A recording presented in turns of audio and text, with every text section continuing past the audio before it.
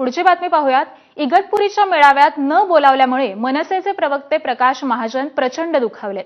मनसेत दिवाळी तर माझ्या घरी अंधार आहे अशा शब्दांमध्ये त्यांनी खदखद बोलून दाखवले। देव बदलणार नाही, मात्र देवानं बोलावल्याशिवाय जाणार नाही असा परखड पवित्रा आता महाजनांनी घेतलाय। मराठीसाठी दोन्ही ठाकरे बंधू एकत्र आले नाहीत तर महाराष्ट्र त्यांना माफ करणार नाही अशी परखड भूमिका मनसे प्रवक्ते प्रकाश महाजन यांनी मांडली होती। तसंच ठाकरेंची शिवसेना आणि मनसेची युती व्हायला हवी अशी वैभव खेडकरांची आग्रही मागणी आहे। मात्र इगतपुरीमध्ये सुरू असलेल्या मनसेच्या 3 दिवसीय शिबिराला या दोन्ही नेत्यांना बोलवण्यात आलेलं नाही। ठाकरेंची शिवसेना आणि मनसेच्या युतीबाबतचा आग्रह हे त्यामागचं कारण आहे का असा प्रश्न आता उपस्थित केला जातोय।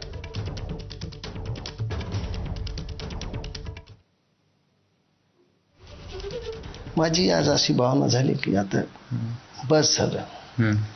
जिथं आपल्याला घरातच सन्मान नाहीये, जग काय देणार सर? प्रवक्तेपद सोडताय तुम्ही मनसेचं?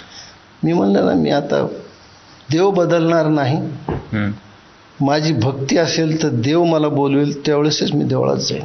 अशा पद्धतीनं जर पक्ष मला वागवत असेल तर मी कोणत्या तोंडानं पक्षाची बाजू मांडू, काय मांडू? हा खूप जगात करण्यासारखं। भाऊ नसण्याचं काय दुःख आहे हे मला माहित होतं। ती एकत्र यावं हीच मी भावना बोलून दाखवली। चुकले असेल पण आज पक्षात दिवाळी आहे, माझ्या घरात अंधार आहे। 5 वर्षांनी एवढं मोठं शिबिर होत आहे आणि तुम्हाला एक हे प्रवक्तेपद, ह्याला मी कुठंतरी माझ्या मेहनतीनं सगळ्या तुमच्यासारख्याच्या प्रेमामुळे कुठंतरी ह्याला रंगरूपाला आणलं होतं।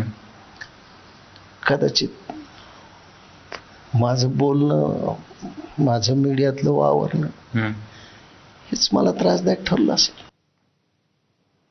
तर हे शिबिर MMR विभागापुरतच मर्यादित होतं, त्यामुळे प्रकाश महाजनांना निमंत्रण दिलं नसल्याचं बाळा नांदगावकरांनी सांगितलंय। 2 दिवसांचं शिबिर होत आहे। प्रकाश महाजनांनी नाराजी व्यक्त केली की मला बोलवण्यात आलेलं नाही। हे MMR रिजनचं शिबिर होतं, त्या शिबिरात तेवढ्या पुरते लोक बोलवली होती आणि ती लोक आलेली होती, त्यामुळे काय तो विषय तसा नाही आहे। पण ते आमच्या नाराजी व्यक्त करतात आता 2 दिवसापूर्वी येऊन भेटून गेले। वैयक्तिक मतावरती मी बोलू शकत नाही काय, परंतु ते आमचे सहकारी आहेत। मी त्यांच्याशी आता बोलणार आहे। मी अजून ते मला कळलं आताच, मी त्यांच्याशी रात्री बोलणार आहे।